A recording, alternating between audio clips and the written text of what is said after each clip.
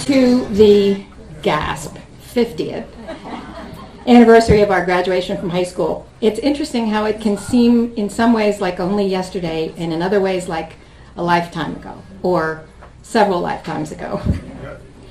It's fitting that we're here at Veltre's, which is where our 25th reunion was. It was downstairs in the banquet room.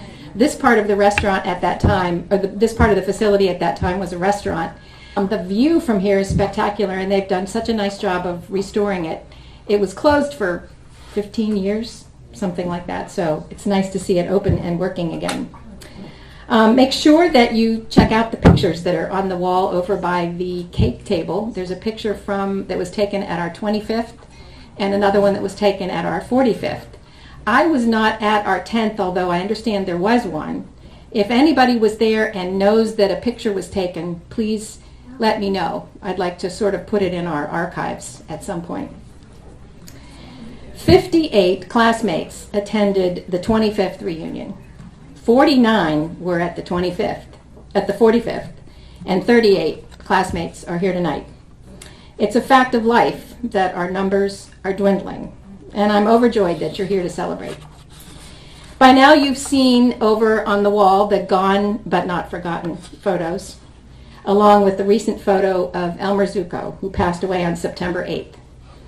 I don't know if you remember, at our 45th, he was ailing, but he really wanted to come, and because it was on the second floor at the Oakmont Yacht Club, we had arranged for some EMTs to be there and help get him up the stairs. At the last minute, he was not able to come, and we're sorry we were not able to see him there, and rest in peace, Elmer. There's a box by his picture over there around the corner from the cake table, along with some small white cards. Elmer's family would love it if you have some special memories from Elmer's life, if you would write them on one of those cards and put them in the black box that's over there next to his picture. They would appreciate it. They're going to put together a memory book. And if you would like to make any contributions in Elmer's honor, please put those in the black box as well. A few of us from the class of 1966 attended school in the 10th Street building for 13 years, from kindergarten through graduation. How many of us who did that are here tonight? Wow. That's cool. I remember having algebra in the room where there were stenciled animals. You could still see them, circus animals around the ceiling. In the program, you'll find an article about the opening of the 10th Street School 90 years ago this December. And I thank Betsy Eggy for sending me that article. As you know, tonight's event is being recorded on video. You've seen the photographers. Information on ordering a DVD, if you'd like to have one, is in the little red envelopes on the table. If you would like to order one, you can do that there, and they should be ready in a few weeks. I want to welcome John and Mimi Ziegler here tonight. We're glad that you could join us. Thank you. Some of you saw Jack Kells. He was here earlier. I see him in church sometimes, and I always call him Mr. Kells, and he said, Nancy, don't you think it's time you can call me Jack? I'd also like to welcome Coach and Dee Wagner, who are here tonight. And I'd like to remind you that the long-awaited autobiography of Coach Wagner is available for sale, and Coach would be happy to autograph one for you. It's called Hang In There Tough. What a good name. Also, Rob Ertlejack wrote a book, as most of you know, called Up Periscope, about the 1965 WPIAL championship football team. It's a great book, and it's a lot more than football. It's about the community and everybody that participated at the time. His books are here. If you'd like one, please check with Rob. Salad will be served in a few moments, and then after that, the buffet will be ready, and you will be called. The servers will come and tell you when it's your turn to go to the buffet. And before we do that, I'd like to welcome Linda Anchor Elder, who's going to give us a meditation or an invocation. A something. Actually, this is really exciting because I haven't seen anybody for decades. And it's just really nice to see you all and be here with you. All right, I'm just going to do a short metta blessing, so moment of silence. May all beings be happy, content, and fulfilled. May all beings be healed and whole.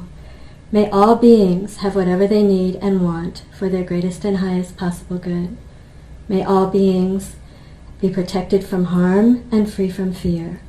May all beings enjoy inner peace and ease. May there be peace in our world and peace throughout the universe.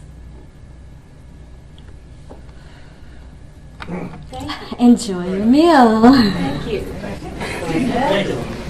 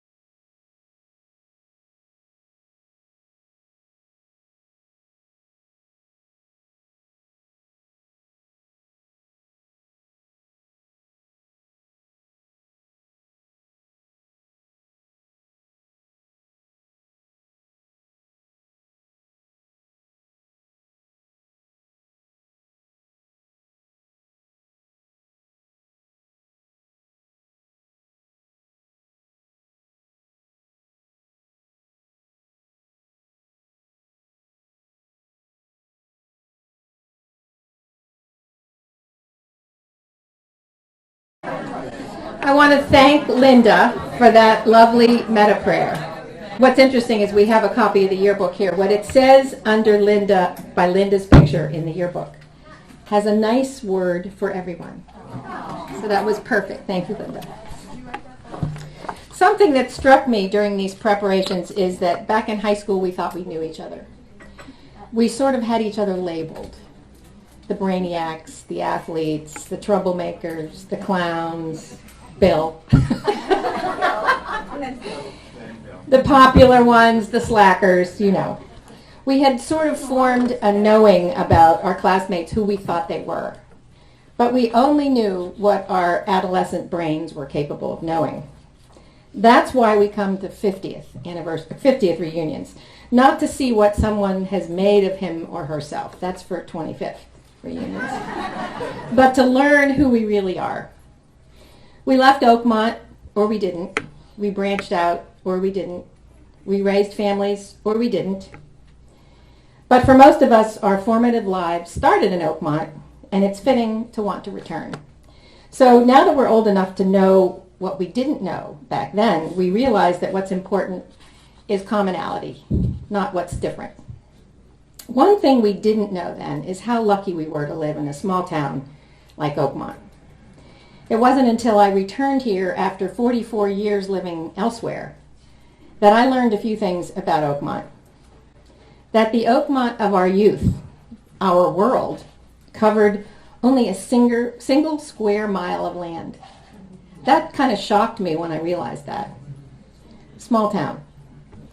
That Oakmont is home to some of the most beautiful examples of Victorian architecture that I've ever seen. Take a drive or walk up and down the streets that we walked to and from school, and to and from lunch, and to and from play practice, and to and from football practice. Especially go by the house at 10th and Pennsylvania Avenue. Chick Fisher, who couldn't be here tonight, he has a restoration and construction company. His company just finished a restoration on the Cornley house. We all remember Don Cornley, who graduated with us. And it's absolutely gorgeous. You should drive by and see it. It's spectacular. A new family lives there now, of course, but it will always be the Cornley house. Small town. And I also learned that you can go home again. Some of you have heard this story before, so forgive me. But for those of you who haven't, I moved back to Oakmont from Sarasota in the summer of 2010 to work in the family business. So now I work for my little brother. I had connected with Rob Erteljack a few months before via the Oakmont High School website. We exchanged a few emails saying we'd get together after I got settled. The day before I moved into my temporary apartment, I sent Rob a text message that I was going to be at Oakmont Bakery using their Wi-Fi for probably an hour or so, and if he happened to be around, to just stop by. It was probably 15 minutes later that he walked in the door. You would have too.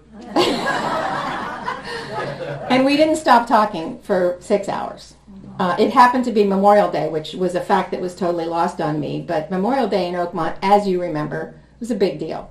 So we walked up the hill with the band, we went to the cemetery and participated in the ceremony. And then I said I wanted to stop by the temporary apartment that I was moving into to see if it was going to be ready to move in the next day. So he said, okay, I'll come with you. So we went to the apartment, and we checked everything out, and when it was time for me to go back to my brother's where I was staying, I said, I can drop you off, tell me where you live. And he looked out the window of my apartment, and he pointed to a house 3 doors away, and he said, that's where I live, I can walk. Small town. The following year, we bought a house together on 11th Street where Diane Hackett grew up, and we're very happy together. No matter how long we live there, it will always be the Hackett house. Small town. So enough philosophizing. I have a few messages to pass along from classmates and teachers. Teresa Bonarati Sauer is on a river cruise on the Danube and sends her best. Nancy Sumner Williams is in a community theater production and wishes she could be 2 places at once. Eric Burling's son is opening a microbrewery restaurant in Berwyn, Pennsylvania, called La Cabra, which means the goat, he tells us. And their grand opening is tonight, so that a command performance for Dad, of course. Jane Borish is traveling in Turkey. Susie McReynolds Baker is dealing with contractors rebuilding her house after major fire damage from a lightning strike in July. Judy Halfin Rial is in the midst of moving. Jim Higgins is on a river cruise in France. And Ron Cecil is very grateful to Margaret Ride for breaking up with him in high school, making him open to a relationship with Fran, to whom he has been married for 47 years.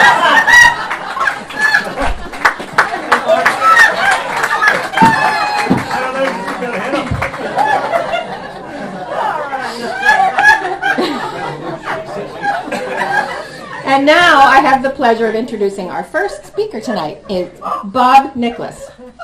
Bob lives in Tacoma Park, Maryland, with Terry, his wife of 30 years, and very close by our son Tim and daughter-in-law Carly. Bob retired last year after 25 years as a political director, meaning in large part that he worked on elections, which he is really happy he's not doing this year. For the past 6 months, he's been the starter at a golf course, which means he's regressed to high school days, and he couldn't be happier. He's also a cancer survivor. He was diagnosed with lung cancer 2 years ago, Labor Day, but thanks to family, friends, and the good doctors at Johns Hopkins, he is now cancer-free, and he wishes he had listened to Mr. Gross's advice about smoking. Bob? Hey, Bob.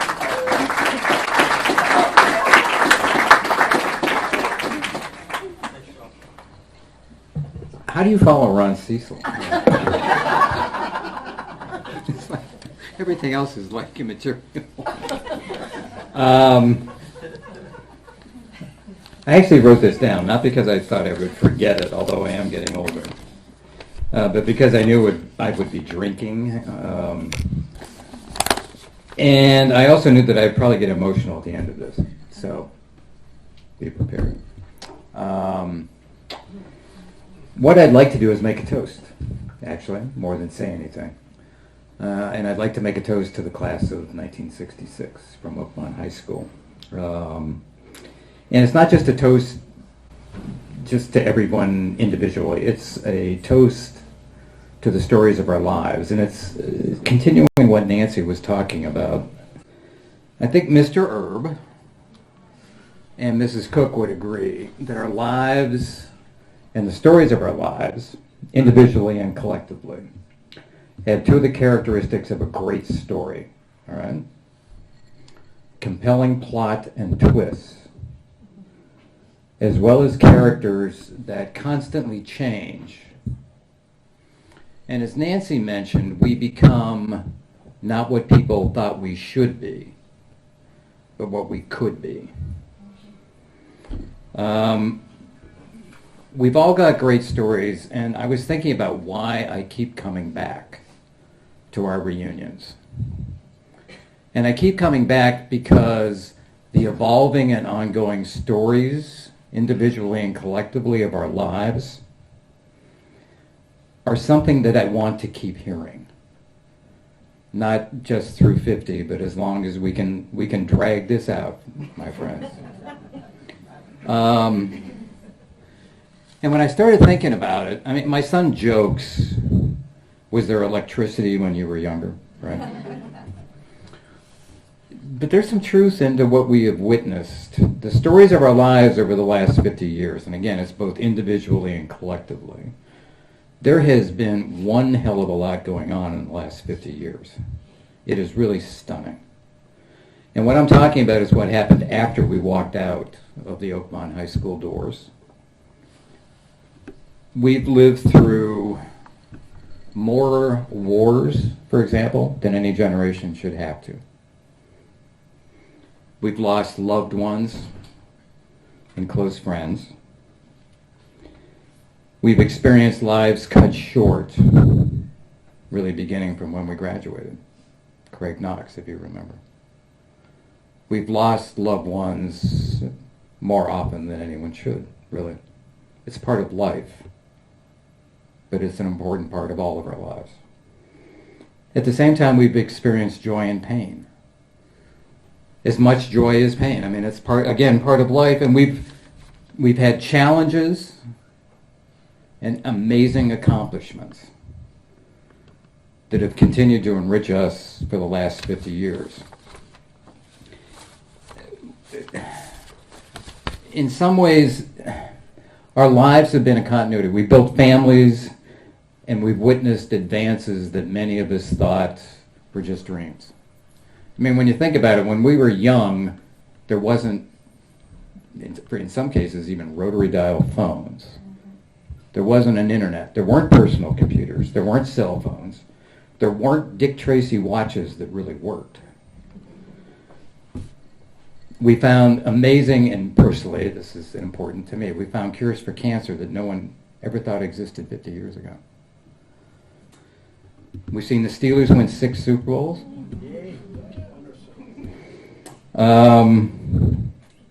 My personal favorite is Keith Richards is still walking the face of the earth. Our grandchildren are going to see Keith Richards. I mean, at the point, from the big to the small, from the heart-wrenching to the heartwarming, we've experienced and seen a lot in our 50 years. And it's exhilarating and exhausting at the same time, but for me, what keeps me coming back is the exhilaration of being part of all of your lives. And our story, the story that we've written over the last 50 years, has taught me some of the most important lessons in life, really. I thank my lucky stars that I was born here. Because there is no community, I don't think, that could have kept me as grounded as this community. And it's the values that are endemic in this community. And I think it's the very value the community matters. We love together, we lose together.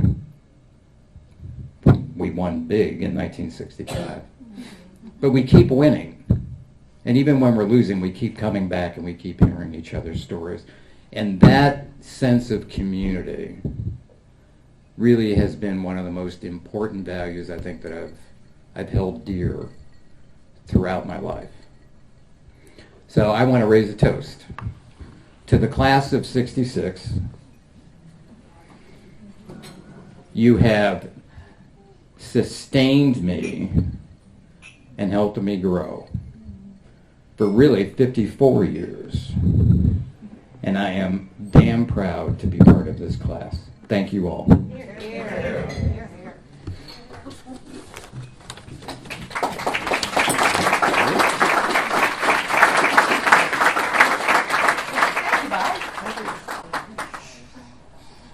Thank you. Well, our next speaker is Wendy Fox. After graduation, Wendy headed to Washington, D.C. for college at George Washington University, and then her love of traveling kicked in. She lived in India for a year with her parents and brothers during college. Then after a couple more years in D.C., she worked as a journalist in newspapers in Wilmington, Delaware, and Charlotte, North Carolina, then finally in Boston, where she met her future husband, Al Larkin, at the Boston Globe. Wendy was I think you were the education editor at the Boston Globe. Is that right? That was one. Okay, that was one of them. Yeah. Okay. They married in 1984 and have two children, Hannah, who is a principal in a high school in Boston, and Matt, who's an artist and metal worker in Rhode Island. A side note, when Rob and I moved into the Hackett house, Diane told us about the brass door knocker shaped like a hand that was on the front door. It was a gift to her parents by some friends in the neighborhood when they returned from India. Wendy's parents. Small town. Wendy has wonderful memories of her years in Oakland and would like to share a couple with you. Well, don't clap yet. I'm no Bob Nicholas here at this time. I didn't write it down. Yeah, I do have wonderful memories, and I was trying to think when Nancy said you want to speak about what would I say, because there's some huge memories about all of third grade or that, I don't know, that physics project or something, I don't know. But then I realized some of the best memories I have, I'm going to talk about two of them in a second, some of the best memories I have are things that happened to me in the period of about 60 seconds at various points while I was going through school. And these little tiny things just kind of woke me up to the world and changed me and were as important as any big project I ever did. So let me start with the first one. It was in kindergarten. I did kindergarten at the now defunct Memorial School. And every day we would go to the closet and get our blankets or our mats or whatever and put them on the floor, and we had to all be totally quiet and take a little lie down and take a rest. And I always think, in retrospect, that was for the teacher's benefit, not ours, and I don't blame her, but we were supposed to do that. Well, apparently one day I wouldn't shut up. I kept talking, I kept playing, I kept laughing. I don't know what I was doing, and the teacher apparently tried to get me to shut up 2 or 3 times. And I didn't, and so she got mad at me. She grabbed a little kindergarten chair. She grabbed me by the hand, and she walks out into the corridor. She puts the chair down. She says, "You sit down now here and stay out here by yourself for a while." And then she walked out and closed the door behind her. And I'm sitting out there, and there's nobody else in the entire hallway anywhere, just me sitting there, a little 5-year-old, feeling really, really bad. And like, what? Nobody had ever gotten mad at me for playing before. I mean, it was just... And then I look up, and walking down the hall is the school janitor. And he was an old guy, like probably our age, but at the time it seemed really old. Gently sweeping the floor, cleaning things up, and he sees me sitting there, and he looks at me and he says, "Oh, were you bad? And I said, no, I was just talking. And he looked at me and broke out in this friendly, big smile. Oh my gosh, I'd never seen a smile so big. He looked at me and he said, it's okay, I understand. He smiled at me, turned and continued on his way down the corridor. And in that, like whatever that was, 30-second, 60-second kind of encounter, I just kind of perked up and I thought, maybe I'm not so naughty after all. You know, nice man, and I just felt better about it. Now, as many of you know, I to this day still talk way too much and way too fast and probably ought to shut up half the time, but I don't feel bad about it at all anymore. So right there, thank you, Mr. Janitor. That was great.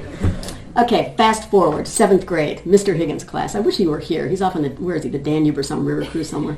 Mr. Higgins' class in 7th grade. Now, I don't know about the rest of you, but as far as I was concerned, 7th grade was like the worst. I mean, we were out of elementary school, but we weren't teenagers. It was just 7th grade. I was just kind of anxious about what's life all about and who am I and how am I going to fit in and am I going to be smart enough to get through school and da-da-da, you know, blah. It was really, really tough. So we're sitting in 7th grade, Mr. Higgins' class. A better student would remember exactly what the context of this discussion was we were having. All I remember is that at some point I mentioned that I knew where Saskatchewan was. I knew that because my father was from there, born and raised there, and since my brothers and I were born, we'd known about Saskatchewan. But Mr. Higgins apparently found that interesting. And he said, oh, you know where it is? He said, can you spell it? I'm pretty sure he didn't think I could. So I went up to the blackboard. I said, yeah. And I wrote Saskatchewan on the blackboard. I put the chalk down, coming back to my desk. And I look up, and he's looking at me kind of like, whoa. And he said, oh, nice job. You did know how to spell Saskatchewan. And I sat down, and I thought, oh, maybe I'm not so stupid after all. This really nice teacher is impressed that I could spell it. Maybe it's going to be okay. Now remember, what I did was spell one word right, okay? This wasn't like acing all the math exams or something. I mean, I spelled one word right. But my nice teacher was impressed, and it just made me think, okay, there's hope. This is really good. And then, you know, fast forward again another 10 or 12 years, and there I am in a profession, journalism, where basically you spend most of the day spelling words right. And thank you, Mr. Higgins, for giving me the support to do that. Those are my stories. I loved K through 12. We had great teachers, Mr. Ziegler, Mr. Wagner, who's here, Mr. Kells. Smart, devoted, good folks. Thank you very much. I had a great education. It was terrific. The one thing I would like to leave with, however, is totally out of the subject. Nancy Sloan got this whole thing going for us. Could we give her a big round of applause? Because this is great.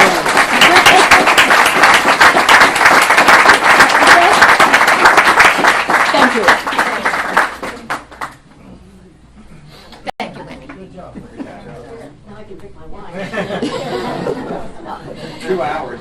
So next is Dennis Person. Dennis is a 1971 graduate of the University of Pittsburgh, and like me, he is still working full-time, practicing law in Westmoreland County. Dennis and Diane raised their 3 children in Greensburg, where they still live. He's really happy to be here tonight among old friends, and he agreed to speak, so I am happy about that. Dennis? Thank you, Nancy.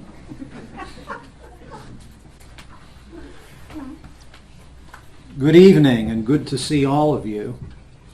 We expect to have good conversation and shared memories discussing our 50-year road trip that led us all back here again to Oakmont. When Nancy Sloan asked me to say a few words, I had a little bit of trouble coming up with a speech. I said to her, yeah, I'll do it, not a problem, piece of cake. And I started to think about it, and I couldn't come up with really anything at all. And Nancy, being as diligent and persistent as she is, would send regular emails over to the house. How's the speech going, Dennis? Let me know how the speech is going. It wasn't going anywhere. So I started to think, how am I going to do this? How am I going to talk about 50 years, everything that happened in 50 years, what we all did, where have we all been, and all of us coming back here again to Oakmont?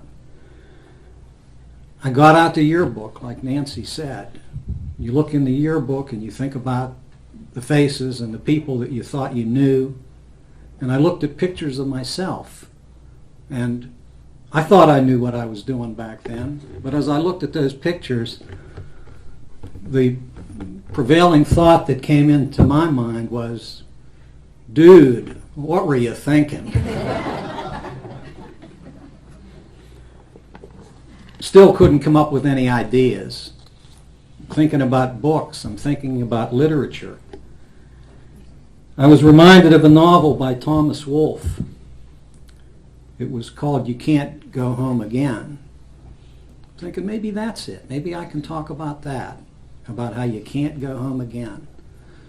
Meanwhile, I'm getting more emails from Nancy, and by now my wife is starting to say to me, how's your speech coming? Not getting anywhere. So I said to Diane, I said, how about I talk about Thomas Wolfe? You can't go home again. We're all different. We've all changed. She looks at me and she said, dude, what are you thinking? You're going to get everybody depressed here. You got to come up with something. You got to come up with something else. And I thought about it. You can't go home? You can go home. And we have. What's the key here? Nancy mentioned it. Bob mentioned it. Wendy mentioned it. It's Oakmont. We all started out here in Oakmont. I looked at the little flyer that we had. There's a quote on there from Ali Condi. Growing apart doesn't change the fact that for a very long time, we grew side by side. Our roots will always be tangled. I'm glad for that.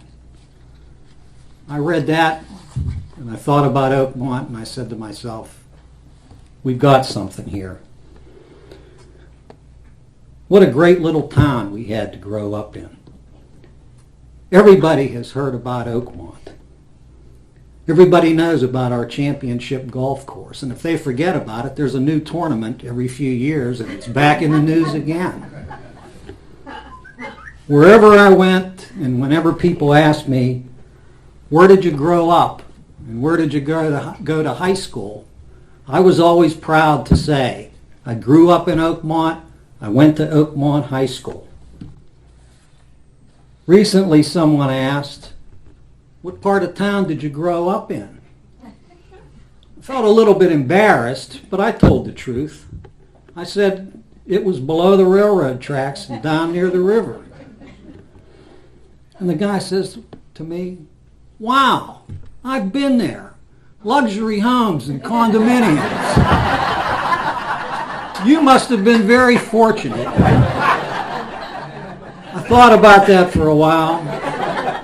And I was going to correct the situation and tell them that back in those days there weren't any luxury homes and condominiums down there. But I didn't. I said I was very fortunate.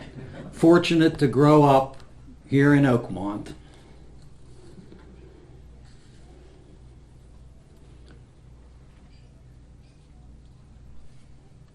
But like all of us, Oakmont has changed too. It's evolved and adapted. No more Edgewater steel. No Willows Pool or the old Halton Bridge. Even our beloved Oakmont High School has been renamed. We don't have that anymore either. But there is some consolation. Yum, we have the Oakmont Bakery. Now we're all back. We're all back here, back home. We all took different paths. But many of us have come back here, back home, here tonight. What paths did we travel? We all started out in the same place. We all went in different directions, and yet we all made it back here. How did we know how to do that? What directions were we given?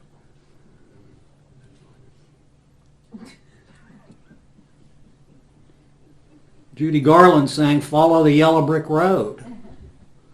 Our street was red brick, That took us out of town, but that didn't get us back. Robert Frost said when two roads diverge in the woods, take the one least traveled. And some of us did that. Many of you might be more familiar with another great poet, Yogi Berra. Yogi said, when you come to a fork in the road, take it. And some of us did that. Even myself a time or two. No one told us, however, that there were many paths. There were 10,000 paths. We could take any one we wanted.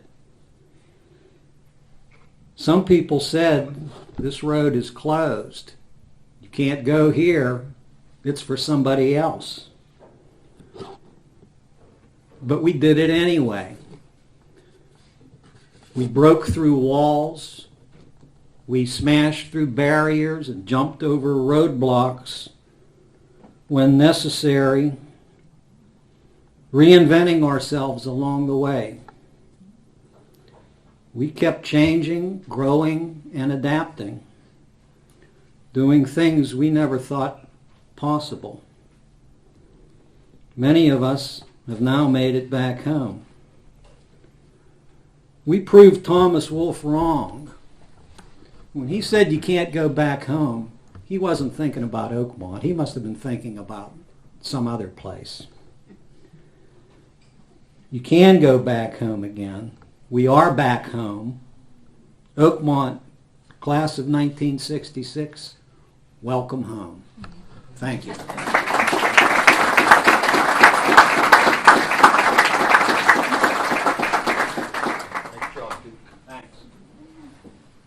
Thanks, guys. That was great. That was great. A couple things.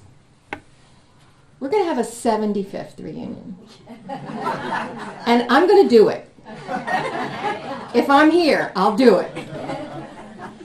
And I expect all of you to be here too. So take care of yourselves.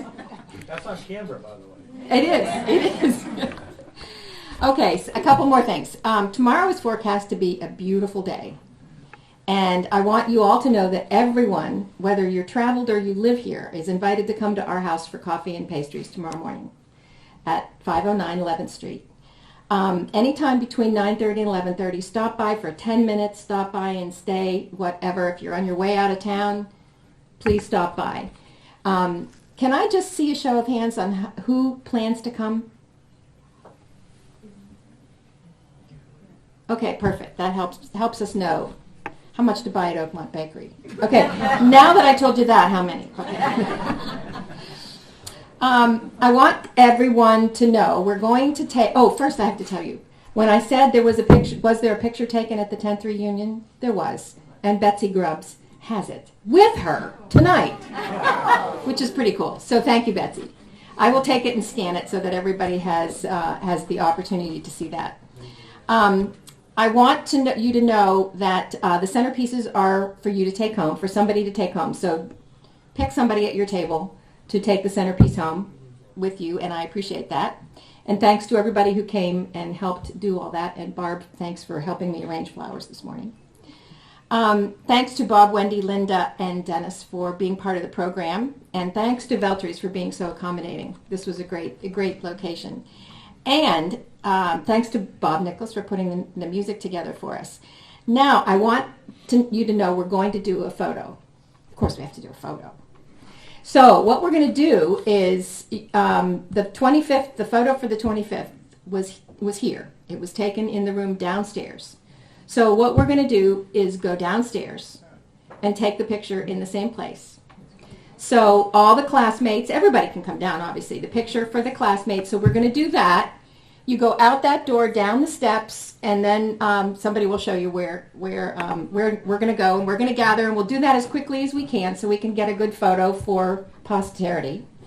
And then we're going to come back up here and have some more good music and have some more good talk and have the bar still open, some more good whatever. So, and you can stay as long as you like. We have the place until 10 o'clock. Please don't leave.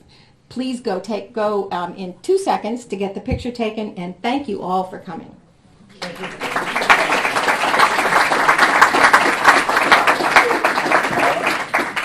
Okay.